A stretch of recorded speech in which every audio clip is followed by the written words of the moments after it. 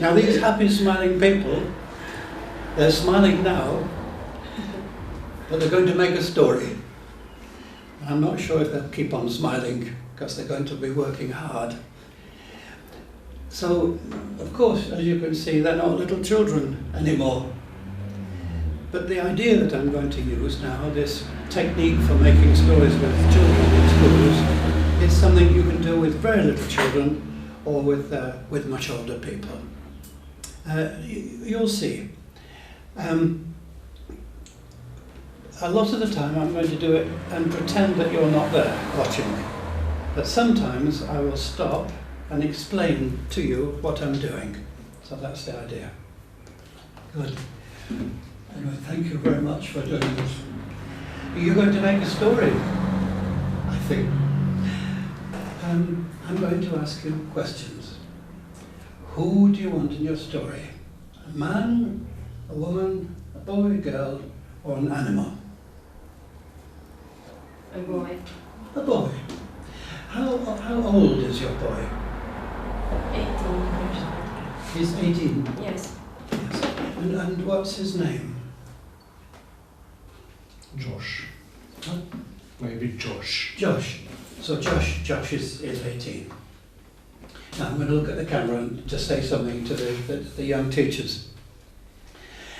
If the children or young people are near beginners, then that's already good information.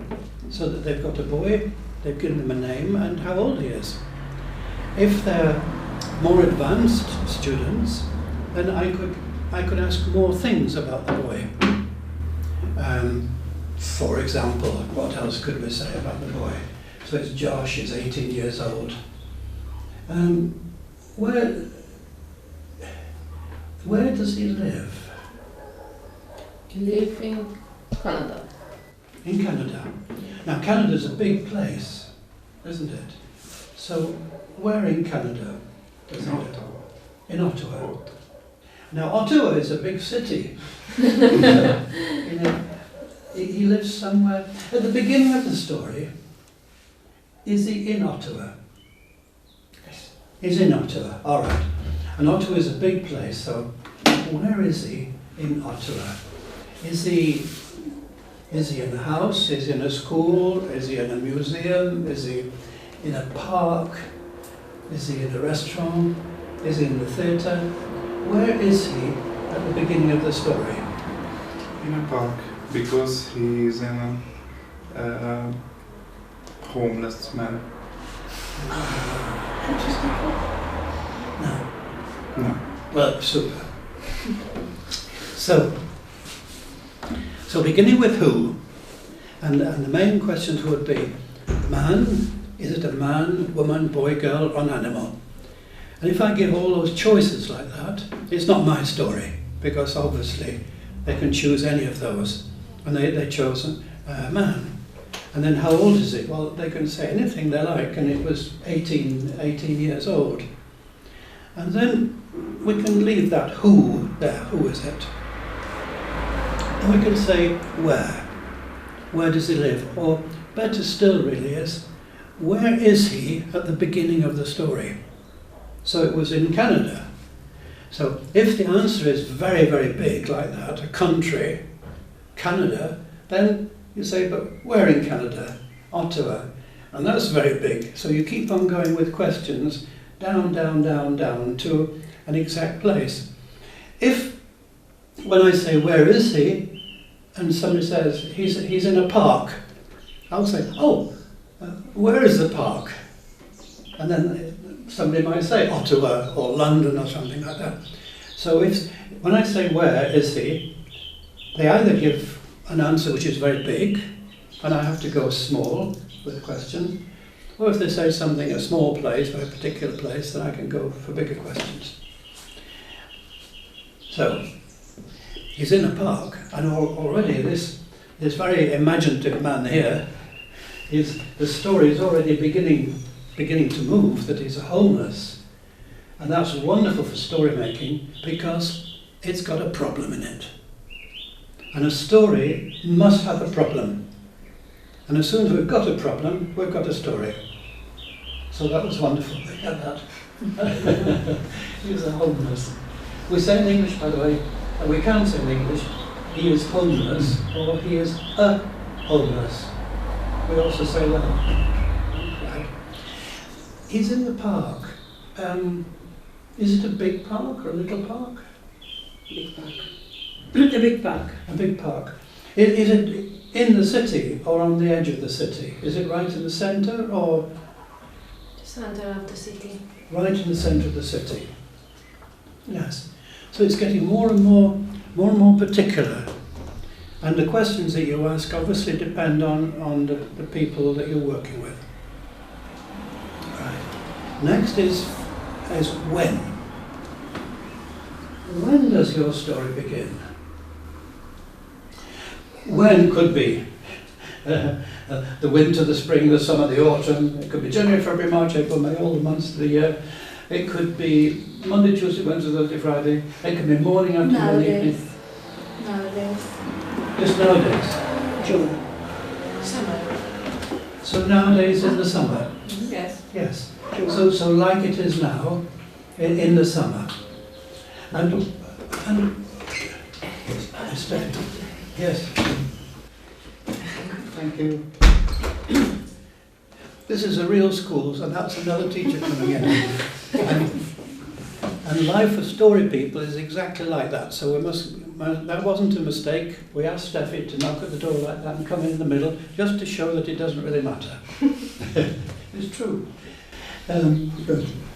So when? It's like today, it's in the summer. But what time of day is it? Early morning. Early in the morning. Now what is early in the morning in the story? What does that mean? 6 o'clock. 6 o'clock? That would be early, wouldn't it? Yeah. What day is it? I mean, if it's Sunday, that's very early. Which day? Saturday. A Saturday. It's 6 o'clock on a Saturday. Now, this is part of the technique. When I asked them, when does the story begin? People didn't answer straight away, perhaps because it was such an open question, they didn't quite know what to say. If the class that you're working with doesn't produce an answer, then what I do is give a lot of suggestions, so it's not my story. And if I'm wanting to practice vocabulary for the seasons or the days of the week or whatever it might be, then I can do what I did then, was to say, well, is it winter, spring, summer, the autumn, January, February, March, April, May, June, and so on and so forth, and which day of the week it was. I give you all that support, but I'm not telling you what the story is. If I say, well, perhaps it's the summer, then you feel that it's my story, and you're trying to find my story. But that's not what I'm doing. I want it to be very much your story. But of course you may need support with ideas. So I've got to give ideas without telling you what to say. And my answer to that is to give 1,000 ideas. So, Josh. Josh, an 18-year-old boy, unemployed. It was a homeless. Not only unemployed, oh, no, wait a minute. You didn't say unemployed, did you? No, you didn't. No, just homeless. You just said homeless. Excuse me, I did that deliberately. That was a mistake on my part. I must only retell the story which they have made. I mustn't add anything. And I just said then, unemployed. They didn't say that. They said he was a homeless, or he was homeless. Maybe he is employed. We're going to find out, because it's their story and not mine.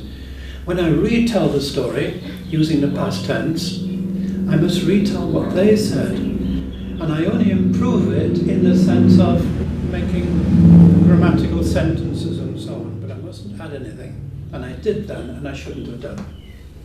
So, Josh. So Josh was 18, and he was homeless. He lived in Ottawa. And one summer's day, it was early in the morning, 6 o'clock, he was in the park, right in the centre. It was a big park, So I'm collecting the story using the present tense. And then it's absolutely natural when you tell a story to move into the past tense. And I don't think it applies to this class, but if you're wanting to teach the past tense forms, this is a rather nice way to do it, because you can collect the story in the present tense, and then they hear it come back to them in the past tense. So, otherwise, if you're not teaching it for the first time, you're just recycling the two tenses. Right, now where have we got to? I'm going to continue a little bit now with exactly where in the park, because it's a big park. 6 o'clock in the morning. Exactly where in the park? Can you imagine a big park, a big city park? I've never been to Ottawa, I don't think. I certainly don't remember a big park, so let's just use imagination. Trees, obviously there might be a lake there. There could be a shelter for sitting in. There could be, I don't know, little shops for ice cream and so on. Maybe he's sitting on a bench in a shelter by the lake. Yes, good. So now, is he sitting on the bench? Is he sitting on the bench? Yes. He's sitting. Good. How is he sitting? Can you tell me how is he sitting? Worriedly. He's worried. So he looks worried. He looks worried. How is he showing that he looks worried? How do we know that he looks worried? He's nervous too.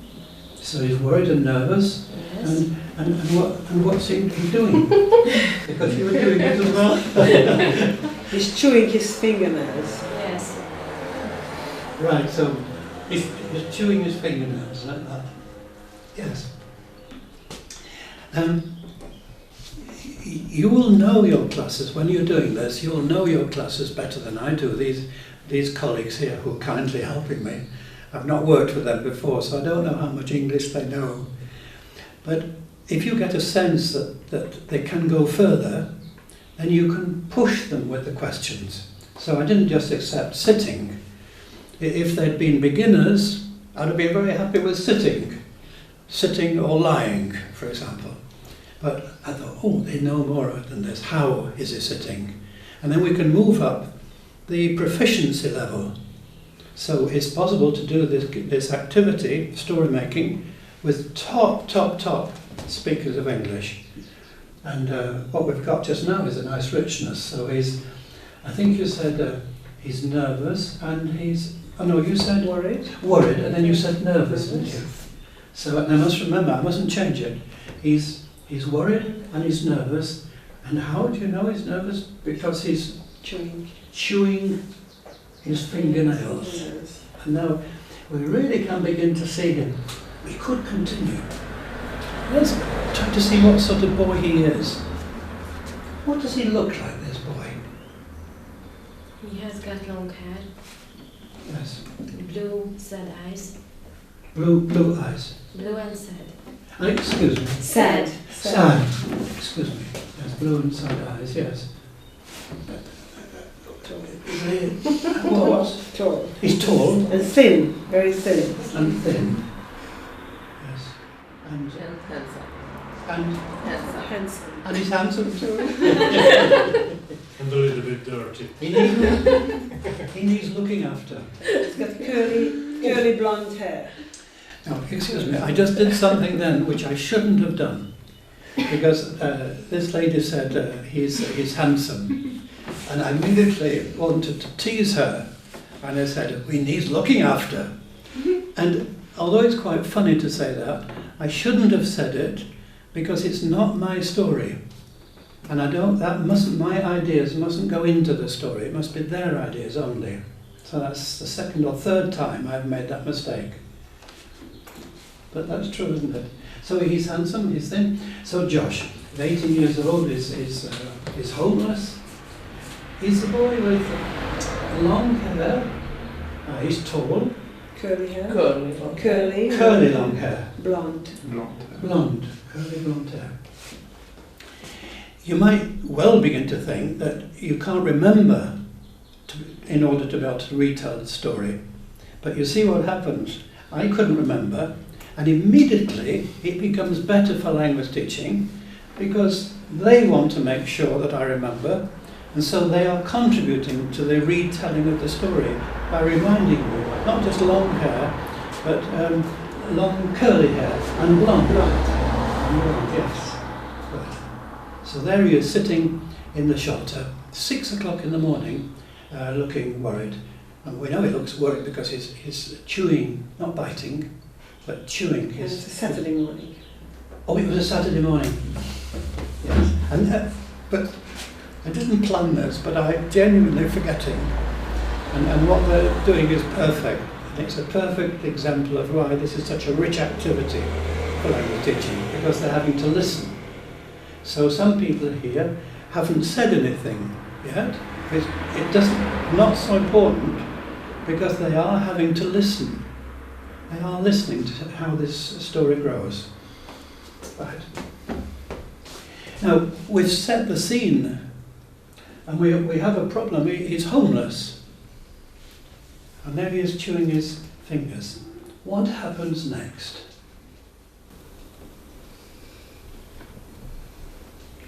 How long has he been in that shelter? He has been there at about 3 months. 3 months. So he lives in the shelter. Yes. And does he go there at any time of the day, or just at night, or when does he go? Does he go Night. at night time? He goes at night time to spend the night there. And he's been doing that for 3 months. And this particular day, something is going to happen. What happens? He is very sad because he has a birthday. No, I just said, I shouldn't have done it. He just said he's very sad because he has his birthday. And I loved that. And I made another mistake. I said to him, brilliant. Now, I shouldn't have said that. Why? Because if I say brilliant to him, does that mean that all your suggestions were not brilliant? Do you see what I mean? So I shouldn't. I must tell myself not to praise one particular student. I can't say brilliant, because that means the rest of you are a bit, a bit. That's not good. So I shouldn't have done that. It was brilliant. So it was his birthday, and he was nervous, worried, and nervous. And a girl with a dog walks up to him. Ah. Does this girl know? Does she know? Oh gosh, what's his name? Josh? Josh. Does the girl know Josh? She has seen him before. She's seen him before because he's been there for 3 months. Does she often take the dog for a walk in the early morning? Every day. Every day. And she's seen him there in the shelter. Yes. How old is she? 20. 18. Now, I heard 20 and I heard 18. And this is another rule, very important with students in a school. Not so much wonderfully civilized people like this. But in a school with young people, if I get different suggestions, they can start fighting. So she says 20, the girl is 20, and she says the girl is 18. And then they could start saying, it's 20, no, it's 18. And that's a disaster. So what I say to the students is, everything I hear must be in the story. So if I hear 20 and I hear 18, both must somehow be in the story. So how can she be 20 and 18 at the same time? She's 20, but she looks less. Looks a bit less. And, like 18. Right, yes. What is her name? His name is Susan. Susan. Right. So Susan has been going into the park at 6 o'clock in the morning to take her dog for a walk, really every day, for a long time. And of course she's seen him there in the shelter. And then one morning, it's in the summer, like it is now, she's going to the shelter and she sees him there, worried and nervous, chewing his fingernails. What's going to happen? Yes? What? Does she say something? Susan is sorry for him. She says, she's Sorry, he's... so she says, I'm sorry? No, Susan is sorry for him. Sorry for him, yes. So she's sorry for him. Yes, I can imagine it. So is she walking past or is she walking towards the shelter? She feels sorry for him. She's got... Tell me about the dog. Big dog, little dog? Big dog? Little dog. Little dog, yes. On a lead. Lead. On a lead, all right. So the little dog's on a lead and she's walking near the shelter? Yes, and they approach him Uh-huh. and gives him some meal. Gives him some Meal. meal? Mm-hmm. You mean food? Yes. Ah, she got food with her. Mm-hmm. Ah. Does she always have food with her when she goes for a walk No, with the dog? but she knows the boy is here. She knows because she's seen him. Yes. And she thought maybe he's hungry. So she brought some food for him. Yes. Very good. There was a boy called Josh. He lived in Ottawa. And he was homeless. And every night, for 3 months it was, every night he slept in the shelter in the park, a big park right in the centre of Ottawa. And then one morning, 6 o'clock on a Saturday in the summer, I'm remembering because of the people who said it. So one morning, 6 o'clock on a Saturday in the summer, he was sitting there and he was, did you say miserable, but he was worried and nervous and he was chewing his fingernails. Why was he feeling particularly bad? It was because it was his birthday. And did you add also about the feeling? Or did you just say it was his birthday? Did you say anything else? Yeah, he's sad. And he was sad, thinking about his birthday. 18, or is he 19? 18. Teenagers. So people aren't quite sure how old he was. He probably 20, but he looked 18. Looked a bit younger, and he was handsome. Long, curly blonde hair. Blue eyes. And blue eyes. So, That blue one. you see, this is wonderful. If you can't remember, then of course they're making this story and they make sure that everything is remembered. That's really good. I remember years ago, when I was working with young students, there was one particular bit of information I always missed out by accident. And it got to the point where the whole class, when I came to that part of the story, they all leaned forward, like 40 students, leaned forward to see if I was going to say it. And then when I did say it, they all just said, good, he said it. But it meant that they were all listening very carefully. Now, how are we going to bring this story to an end? See, she gives him the food. Some food. How can we bring this story to an end? Maybe an end, not the end of the book, it could be the end of the chapter. He says the girl that he fell in love with her, Yes. but the girl is frightened because she couldn't love him. Oh my gosh, that's a lovely end to the chapter, isn't it? Phew, we have to read the next chapter. This is like a soap opera, isn't it? Gosh, that would be a very good ending, wouldn't it? Now let me go back over the words you used. So, he said to her that he loved her.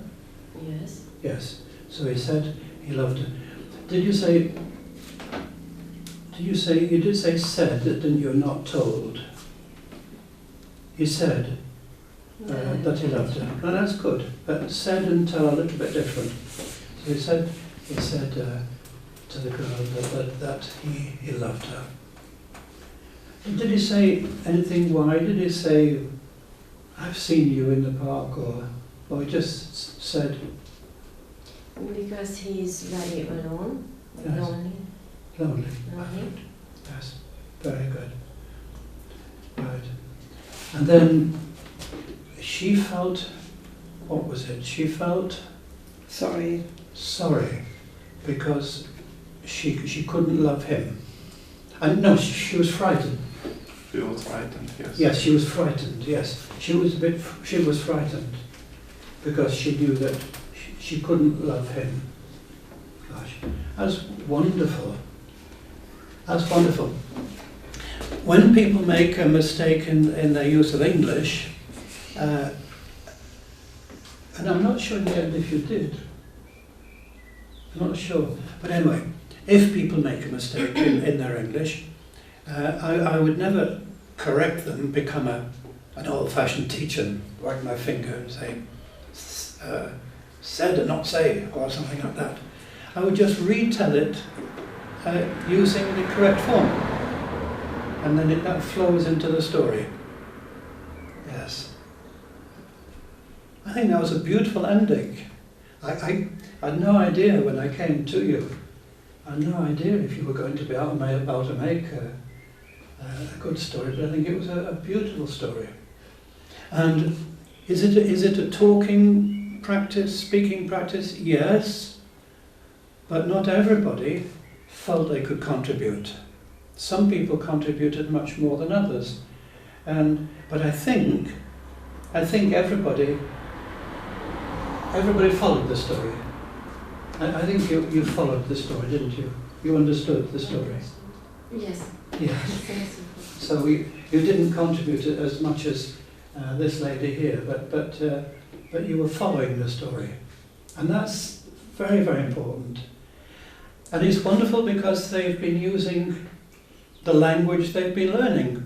So this is a wonderful way of recycling, not teaching new language, but recycling language, which they all know, and then also giving them a feeling that even with their English they can make a good story.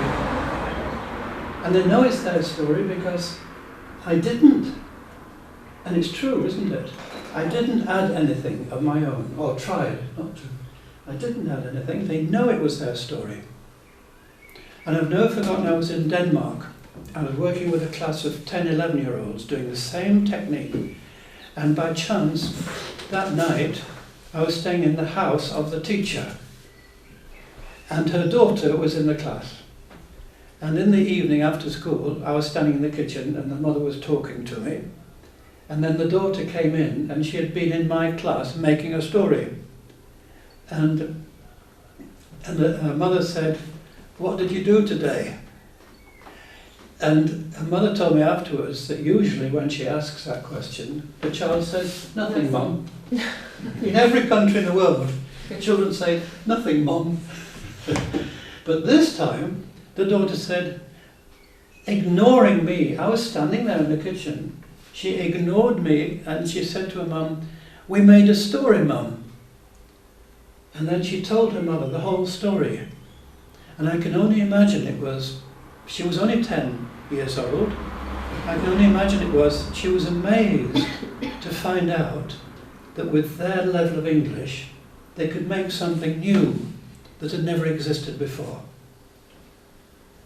And usually when they've made a story in a school, I then say, well, we mustn't lose that story for homework. I don't say it like that, but you can just see what's coming. For homework, please write down that story so we don't lose it. But then the old teacher is getting the same story from speaking and listening down into reading and writing. So that helps the English to go deeper. But I'm giving them a reason. Such a nice story, don't lose it. Let's put it into a book. You were wonderful, thank you very, very much indeed.